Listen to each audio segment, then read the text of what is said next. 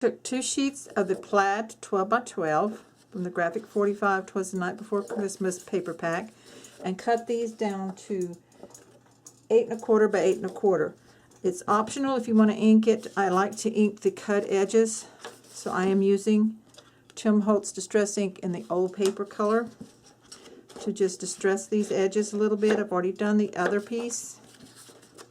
So just real quickly ink these up on the cut edges. That just covers up the white where the paper has been cut, or the cut edges where it's torn out of the paper pad. So the next thing we're going to do is glue these on to the front.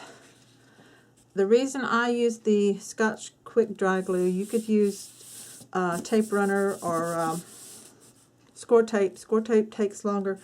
I like the glue because I can move these around to get them where I want it. I'm particularly concerned with the top edge, the outer edge, opening edge, and the bottom.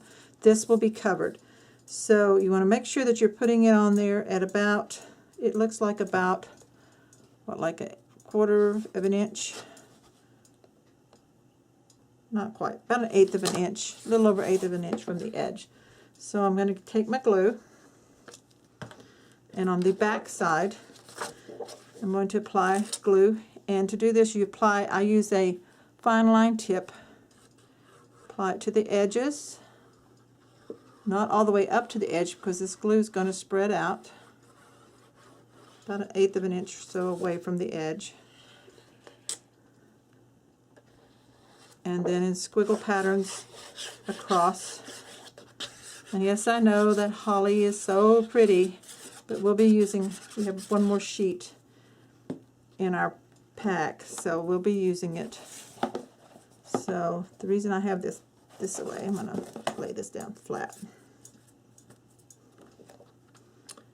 is to position it, eyeball it, top and bottom, try to make them all about the same. And then you burnish with your hands. The warmth of your hands will spread out that glue and get it to where it's spread out flat and it doesn't leave bubbles and stuff like that. So some people use a brayer. I like to use my hands. If you place it down and just put your hands down, that glue will start spreading, but it won't come out on the edges as much. So there's the front or the back. They're going to be both the same. So I'm going to turn this over. What's great about this plaid is it has no definite direction, so you're not going to make a mistake with this. So I'm going to put the glue on again.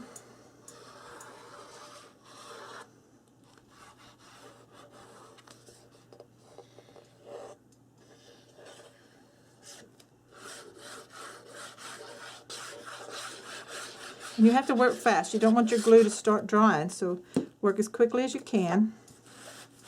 And excuse my head if it gets in the way, but I want to make sure I get this on right.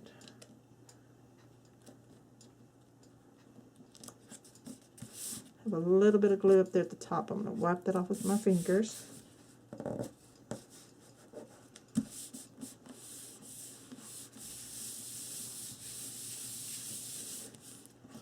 Okay, there is that. The cover, front and back cover is on, and now we need to cut our spine piece.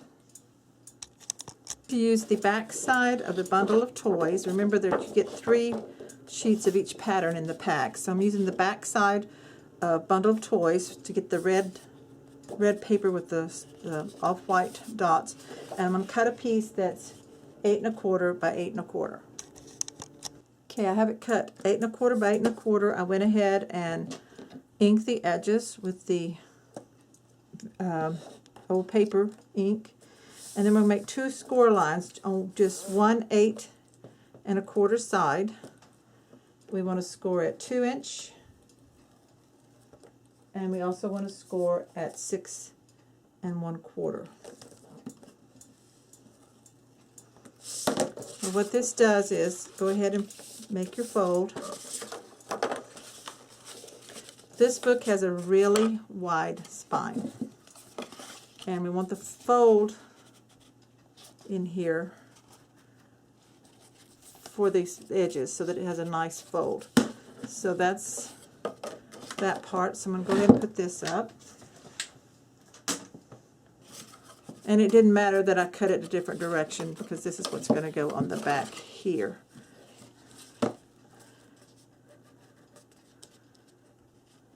Like that.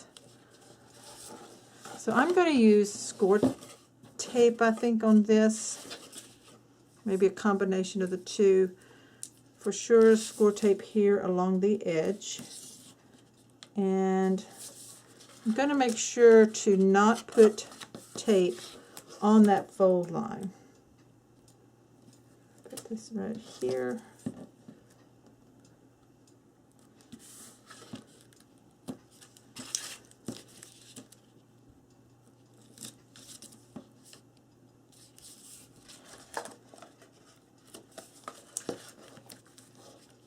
I'm doing this so that it doesn't ooze into that score line. That glue would probably do that when you burnish it. So I'm going to do that, and then on the other side of the score line, on each score line. So I'm not covering the score line, and I'm not going to put any glue in those either. So you want to place it along each side of the score line. Now I'm going to go ahead and take the tape backing off and put glue between the spaces here in the center space, but not over the fold line. And keep our fingers crossed, hoping I get this on straight.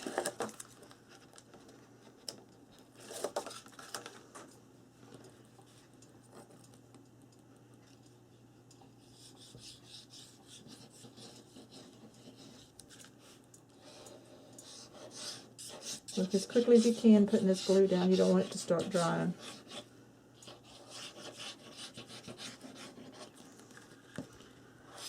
Take your book and let's start with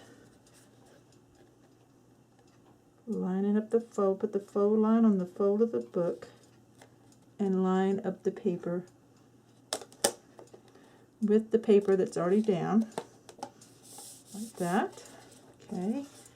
And bring it on around and line it up on the back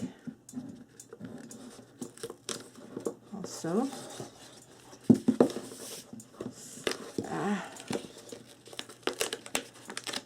Luckily I haven't pressed that down much, so I can loosen that. I want that smooth on this back piece, and then match it up.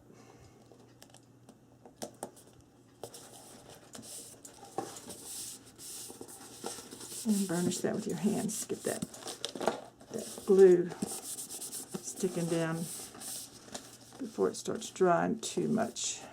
Okay, I didn't get this one pulled over enough. So I'm going to have to use some undo, and I'm going to move this one a little bit because I don't have a good, as good a seam on it. Right here. Okay, undo can definitely be your best friend. If you don't have any, get a bottle of it. I think I got mine at Walmart. You can pick it up at Michael's. It helps to loosen the adhesive when you put down your paper and it's a little bit crooked. So I think the best way to avoid that is to do the one attach on the cover, the front side, and then bring this over, and then I'm going to apply glue on this inside spine piece. And I'm going to attach it down so that it's flat. Right here. And burnish that in there and get that a nice flat and let it dry.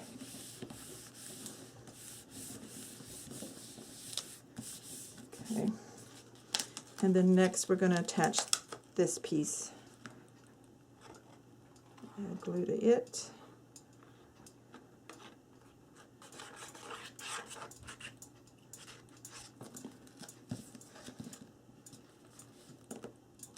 I'm off just a little bit, but I'd rather have it off a little bit and laid down flat rather than put it on Cricut. So got this off just a little bit, but that's okay. I can live with that.